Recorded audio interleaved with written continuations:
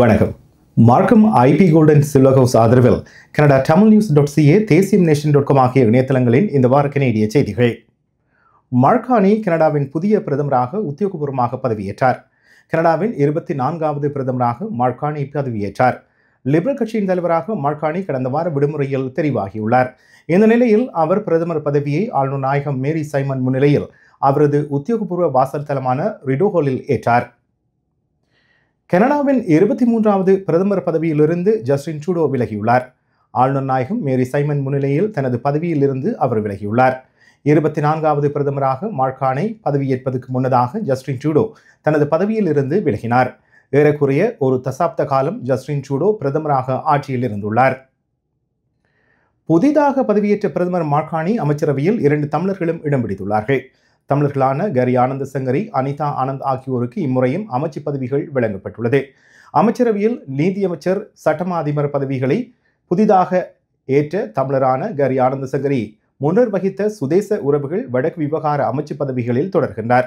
அனிதா ஆனந்த் புத்தாக்கம், விஞ்ஞானம், தொழில்துறை அமைச்சராக பதவியேற்றுள்ளார். கனடாவின் புதிய அமைச்சரவையில் 23 பேர் உத்தியோகபூர்வமாக பதவியேற்றுள்ளார்கள். இந்த அமைச்சரவையில் 12 ஆண்களும் 11 பெண்களும் அடங்குகின்றார்கள். ஆல்பர்டா அல்லது பிரின்ஸ் எட்வர்ட் ஐலண்டில் இருந்து இந்த அமைச்சரவையில் எவரும் இடம் பிடிக்கவில்லை.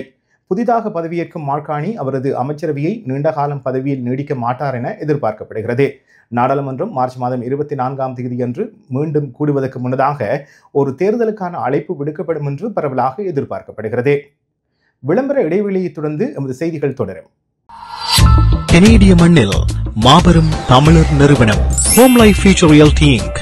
600க்கும் அதிகமான முகவர்கள், 20 வருடங்களுக்கு மேலாக இயங்கும் நிறுவனம் Home life future realty Inc. வீடு வாங்குவது, விற்பது, மோர்ட்கேஜ், லா ஃபர்ம் என அனைத்தும் ஒரே இடத்தில். உங்களுக்கான ஒரு வீட்டை வாங்கிக் கொள்ளவும், உங்கள் இல்லத்தை அதிக பெறுமதிக்கு விற்றிடவும் இன்றே அழையுங்கள். Home life future realty inc. Selva Vetrivel. 9052019977. உங்கள் கனவு இல்லத்தை வாங்கும் போது சரியான மோர்ட்கேஜ் முகவரை அணுகுவது அவசியமானது. உங்களுக்கான ரைட் மோர்ட்கேஜ் முகவர் Selingo Financial Group, Siva Rathnasingam. Mortgage, second mortgage, refinance, home equity line of credit என அனைத்தும் ஒரே இடத்தில். Selingo Financial Group. இத்துறையில் பல வருடங்களாக உங்கள் குடும்பத்தின் நண்பராக செயல்படும் Siva Rathnasingam. 4165201214. Selingo Financial group.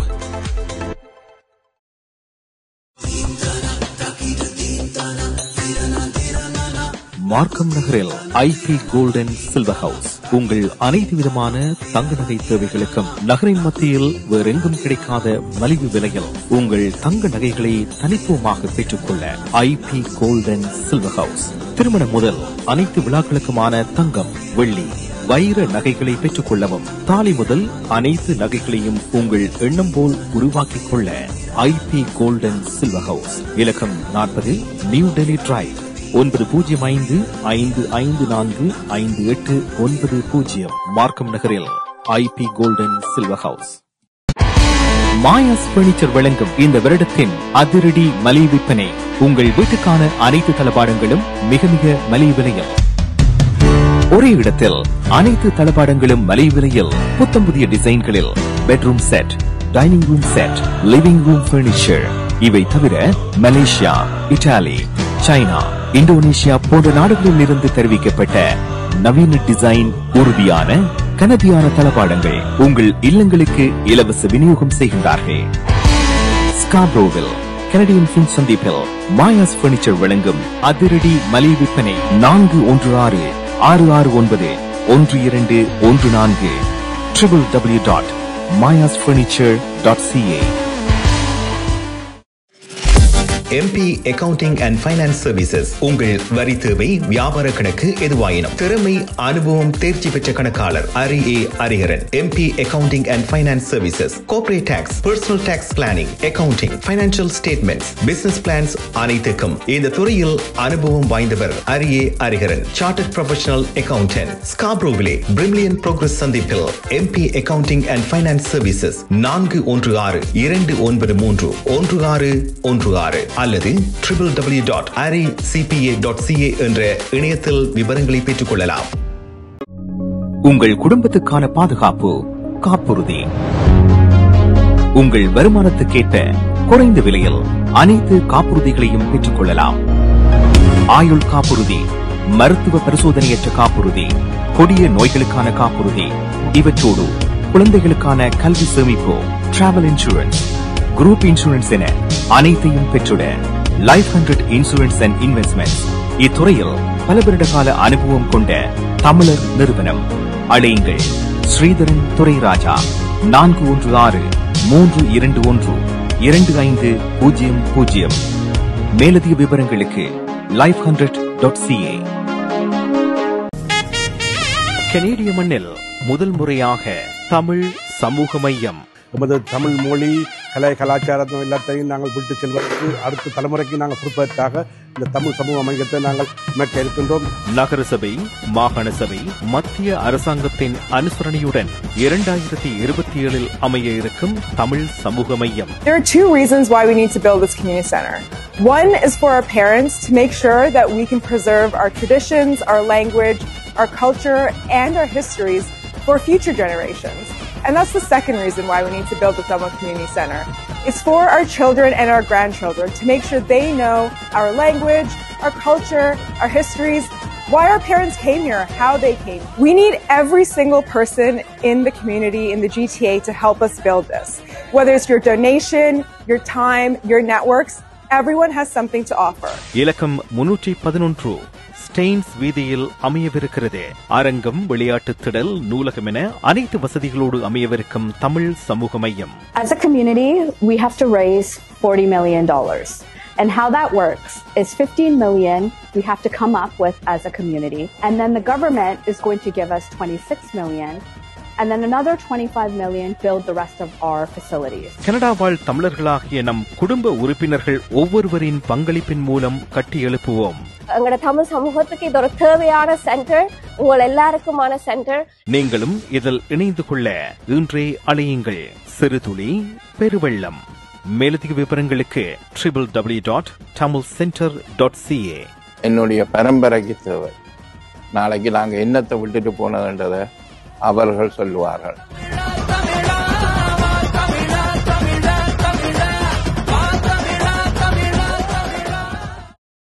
இந்த வார கனேடிய செய்திகள் தொடர்கின்றன. கனேடிய மத்திய வங்கி வட்டி விகிதங்களை மேலும் 2 முதல் 3 முறை குறைக்கும் என்று எதிர்பார்க்கப்படுகிறது. மத்திய வங்கி இந்த வாரம் வட்டி விகிதத்தை 25 அடிப்படை புள்ளிகள் குறைத்து 2.75% குறைத்துள்ளது. இது மத்திய வங்கியின் தொடர்ச்சியான 7வது வட்டி விகித குறைப்பாகும். அமெரிக்க ஜனாதிபதி டொனால்ட் ட்ரம்பின் வரி விதிப்பால் உருவாக்கப்பட்ட நிச்சயமற்ற தன்மையை எதிர்கொள்ளும் நிலையில் இந்த வட்டி விகித குறைப்பு வெளியாகியுள்ளது. இந்த நிலையிலும் மேலும் 2 அல்லது 3 மேலதிக வட்டி விகித குறைப்பு சாத்தியமாகும் என்று பொருளாதார வல்லுநர்கள் தெரிவித்துள்ளார்கள். அமெரிக்காவினால் விதிக்கப்படும் கடுமையான கட்டணங்கள் நடைமுறையில் இருந்தால் இந்த ஆண்டின் நடுப்பகுதியில் கனடா மந்த நிலைக்கு செல்லும் எனவும் எதிர்பார்க்கப்படுகிறது. மார்க்கம் நகரம் இல்லம் ஒன்றில் இலக்கு வைத்து நடத்தப்பட்ட துப்பாக்கிச் சூட்டில் தமிழ் பெண் ஒருவர் பலியாகினார்.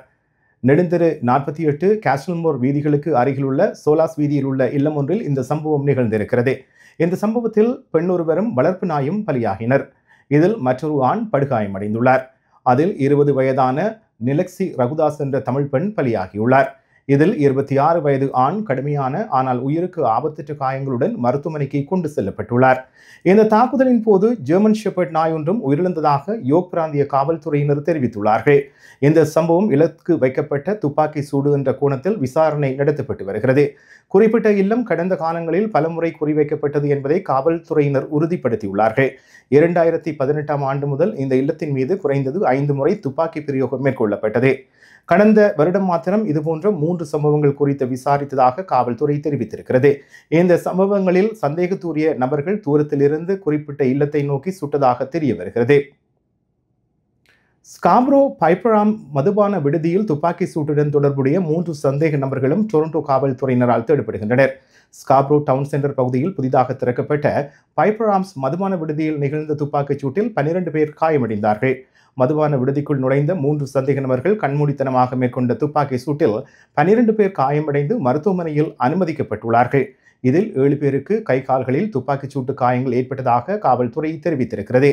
இவர்களின் காயங்கள் உயிருக்கு ஆபத்தானவை அல்ல எனவும் தெரிய வருகிறது. இதில் காயமடைந்தவர்களில் 3 தமிழர்கள் எனவும் தெரிய வருகிறது. இந்த மதுபான விடுதி தமிழர்களுக்கு சொந்தமானது என்பதும் இங்கு குறிப்பிடத்தக்கது. இந்த துப்பாக்கி சூடு ஒரு இலக்கு வைக்கப்பட்ட சம்பவத்தின் அனைத்து அடையாளங்களையும் கொண்டுள்ளது என்று குற்ற ஆய்வாளர்கள் தெரிவித்துள்ளார்கள். இத்துடன் இந்த வார கனேடிய செய்திகள் நிறைவு பெறுகின்றன. மீண்டும் அடுத்த வாரம் சந்திக்கலாம். நன்றி, வணக்கம்.